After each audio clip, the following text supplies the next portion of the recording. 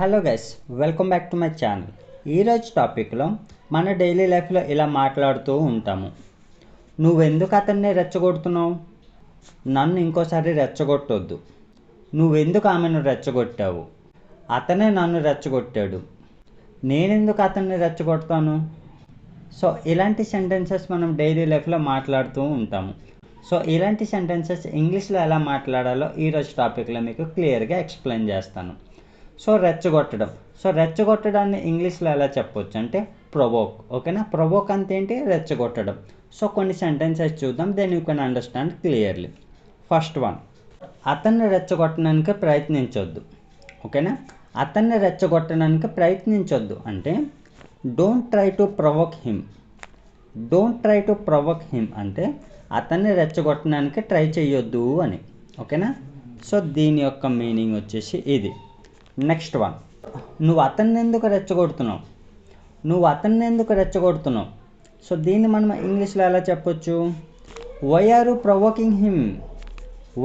Provoking him అంటే నువ్వెందుకు అతన్ని రెచ్చగొడుతున్నావు అని. ఓకేనా? సో దీని యొక్క మీనింగ్ వచ్చేసి ఇది. నెక్స్ట్ వన్, నన్ను ఇంకోసారి రెచ్చగొట్టొద్దు. సో ఇలా కూడా అంటూ ఉంటాం కదా. సో దీన్ని ఇంగ్లీష్లో ఎలా చెప్పొచ్చు? డోంట్ ప్రొవోక్ మీ అగైన్ అంటే నన్ను ఇంకోసారి రెచ్చగొట్టొద్దు అని. ఓకేనా?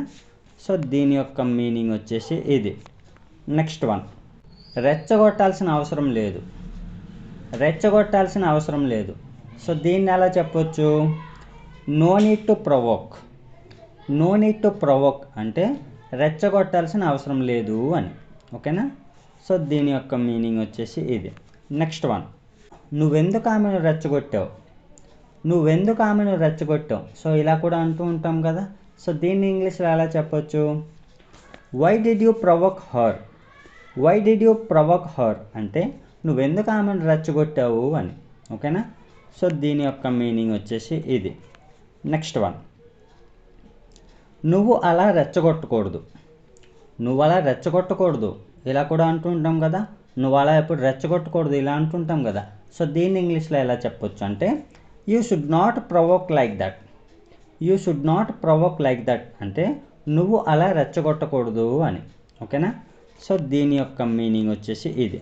నెక్స్ట్ వన్, నువ్వు అతన్ని రెచ్చగొట్టుకుంటూ ఉండాల్సింది. సో ఇలా కూడా అంటూ ఉంటాం కదా. సో దీన్ని ఇంగ్లీష్లో ఎలా చెప్పొచ్చు? You shouldn't have provoked him అంటే నువ్వు అతన్ని రెచ్చగొట్టుకుంటూ ఉండాల్సింది అని. ఓకేనా? సో దీని యొక్క మీనింగ్ వచ్చేసి ఇది. నెక్స్ట్ వన్, అతనే నన్ను రెచ్చగొట్టాడు. దీన్ని ఇంగ్లీష్లో ఎలా చెప్పొచ్చు? He is the one who provoked me అంటే అతనే నన్ను రెచ్చగొట్టాడు అని. ఓకేనా? సో దీని యొక్క మీనింగ్ వచ్చేసి ఇది. నెక్స్ట్ వన్, నేనెప్పుడు నీకు రెచ్చగొట్టాను ఇలా అంటూ ఉంటాం కదా. సో దీన్ని ఇంగ్లీష్లో ఏం చెప్పొచ్చు? When did I provoke